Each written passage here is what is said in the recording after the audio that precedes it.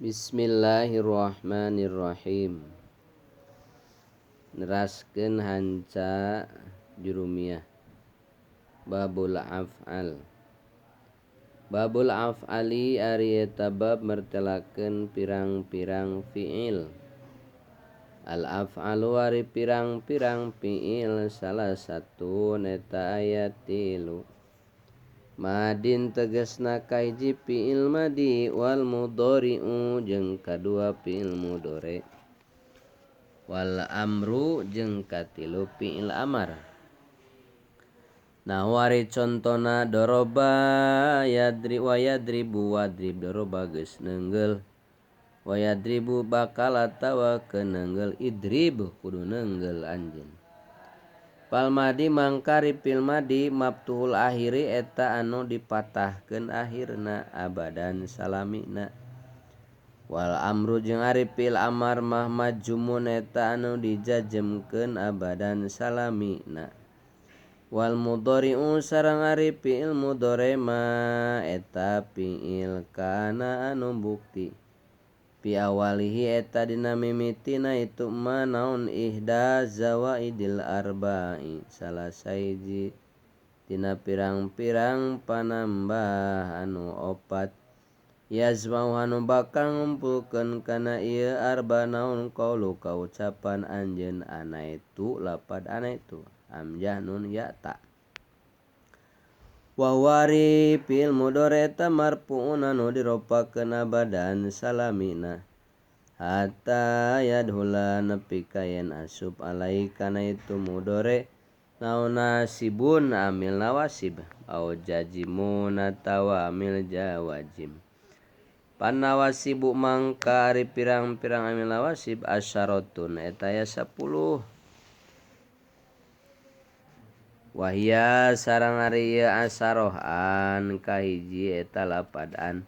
Walan kadua lapad lan wa idan katu lapad idan wa kae kaopat lapad kae.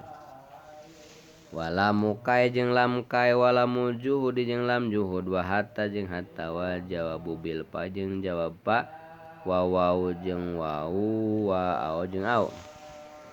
Wal jawazimu jeung ari pirang-pirang amil jawazim samaniata asaro eta aya 18 wa yari samaniata asaro.